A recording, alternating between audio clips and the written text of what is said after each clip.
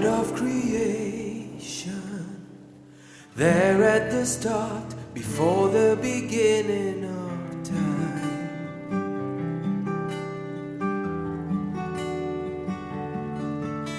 With no point of reference, you spoke to the dark and flashed out the wonder of light.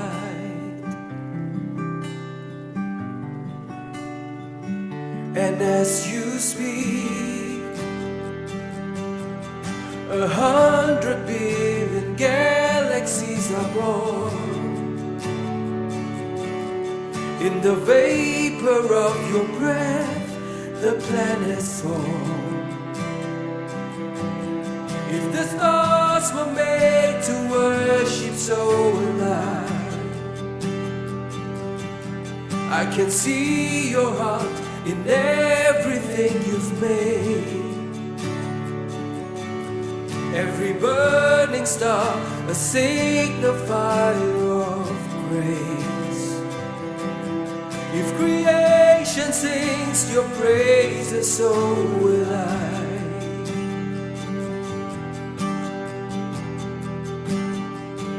So will I.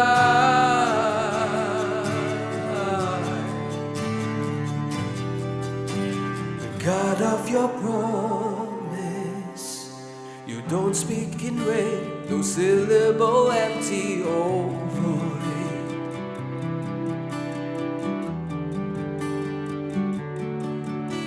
For once you have spoken, all nature and science follow the sound of your voice. And as you speak, 100 billion creatures catch your breath, evolving in pursuit of what you say. If it all reveals your nature, so will I can see your heart in everything you say. Every pane the sky, a canvas of your grace. If creation still obeys you, so will I.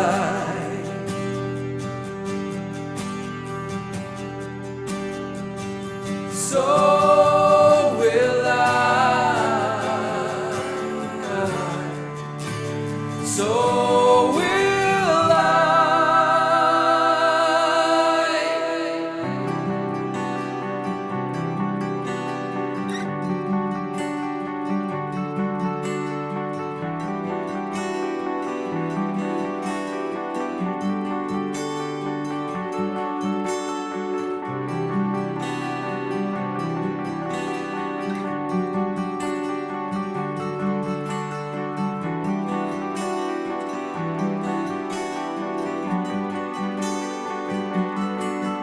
The stars were made to worship, so will I. If the mountains bow in reverence, so will I. If the oceans roar your greatness, so will I. For if everything exists to lift you high, so will I. If the wind goes where you send it, so will I. If the rocks cry out in silence, so will I. If the sum of all our praises still falls shy, then we'll sing again 100 billion times.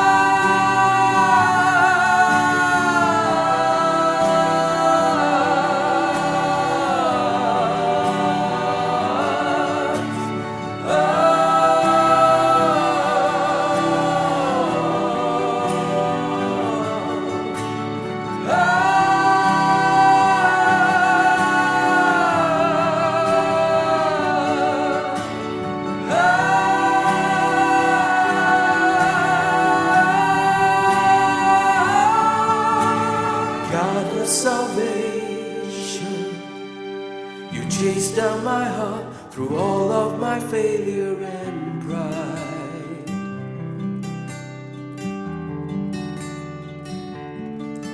On the hill you created, the light of the world, abandoned in darkness to die.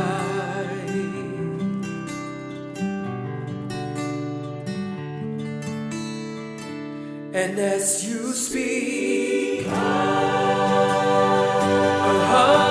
billion failures disappear. Where you lost your life, so I will find it here. If you left the grave behind you, so will I. I can see your heart in everything you've done. Every part designed in the work of art called love. If you gladly chose surrender, so will I. I can see your heart in billion different ways. Every precious one, a child you died to save. If you gave your life to love them, so will I. Like you would again 100 billion times. But what measure could amount to your desire? You're the one who never leaves the one behind.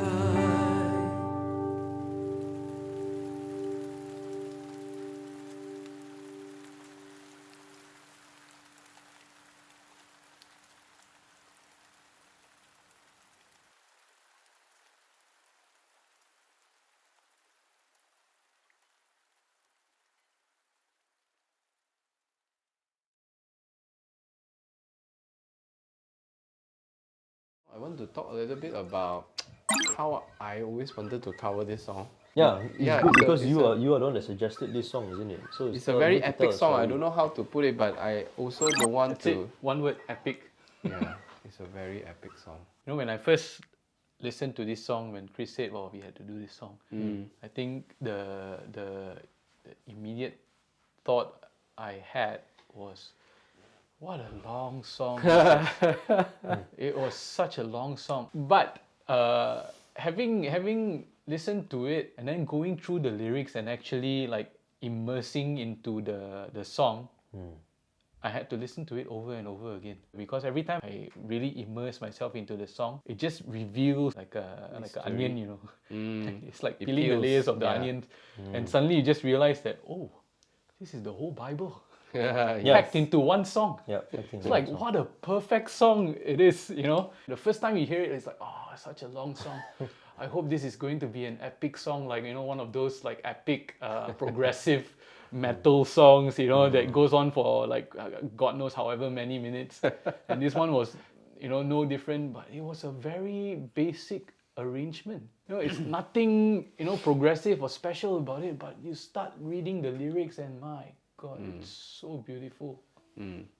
I suppose it somehow can be paralleled with some of these songs from probably older times, whether it's in the 70s and 80s when people actually bothered to tell stories yes. through songs, isn't it? Not just Christian ones, even secular ones. You know, there was a time when people had more time to listen to stories Yeah. through songs, isn't it? And this is one of those rare examples because I think a lot of our songs nowadays are shortened to like 2.5 minute mark, and most would be 3 minutes. Yes. Right? But like you said, you guys, we did this about 8 minutes, huh? Yeah, 8 minutes. Yeah. Including the rain and thunder.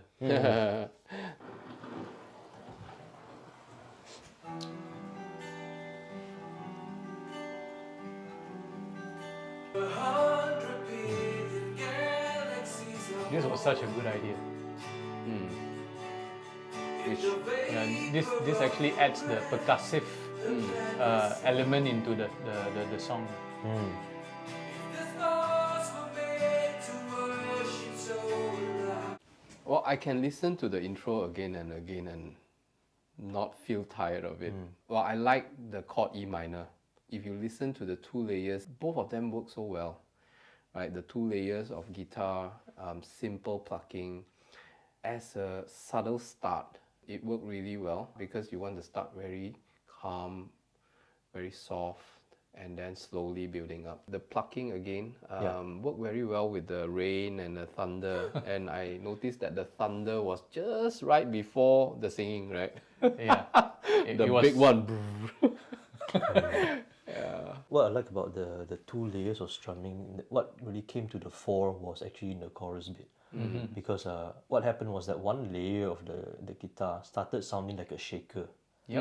And so I think you alluded to the percussive element to it. And I think this was, I don't know whether you planned it this way to be intentional in that kind of strumming, but it really had that effect. And Yeah. the way that it came out in the recording, it had that motion. we were discussing because we needed like a higher register Yeah. feel of the guitar, and we were just toying with a few patterns, and I thought when he did the continuous strumming and immediately you're right, the thought that came to mind was a shaker, because the shaker is constant.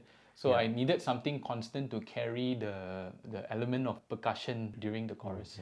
God of your promise, you don't speak in vain, no syllable empty. Oh, if it all reveals your nature so alive. This is also when you start harmonizing. Yeah. You did the effect at the end.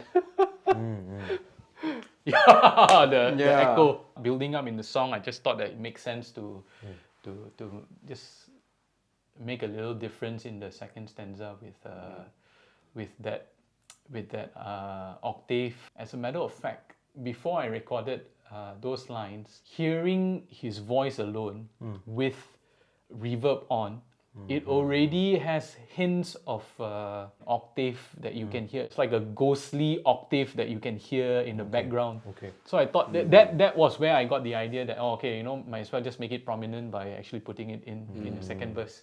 Keeping in with the theme of layers, isn't it? So this is another layer vocally. I was very troubled with whether or not to include percussions or any form of percussion into the song, Yep. like literal percussion, recording of a percussion, Or even a drum track. or a drum track, samples. And it didn't work. I mean, I tried a few, but it didn't work. I just thought that as it is, it already sounded good. Yeah, it sounded full. It sounded full. Everything that was already in there served its purpose. Yeah, and I think we also had this discussion that we didn't want any other layer to actually distract from the vocal performance of the song, isn't it? So as we even went towards the end of the chorus, you see that it goes up to that next level, the volume, the body, the sustaining of your voice, right? Yeah, so I think the primary emphasis is to ensure that all of these layers of the instruments are like that supporting cast for the message of the 100%. vocals. 100%. Yeah. I had no issues at all when I was editing his vocals. It was very easy to work with because every word that was sung with intent. It was subtle, but the power came through the words, not in the vocal performance. It did not need any like strong vocal performance like we did in What a Beautiful Name. Going into the instrumental bridge. Yeah. Leading to it, there was this vocal layoff into the instrumental bridge, where I just intentionally put a little echo on Chris's eye.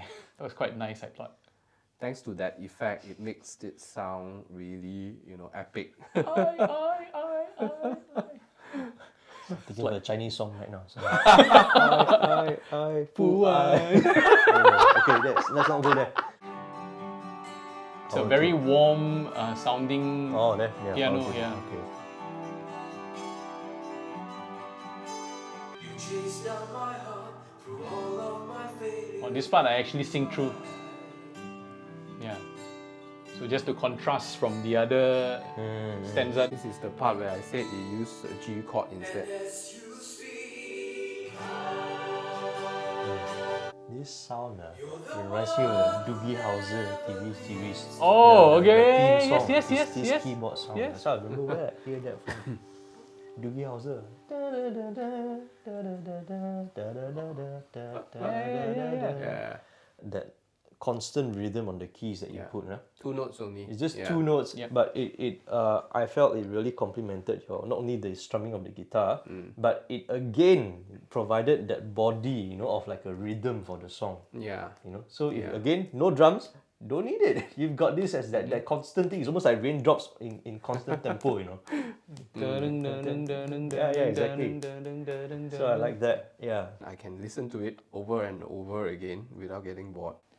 It's a nice discovery on my part when I was looking for the right sound, the right piano.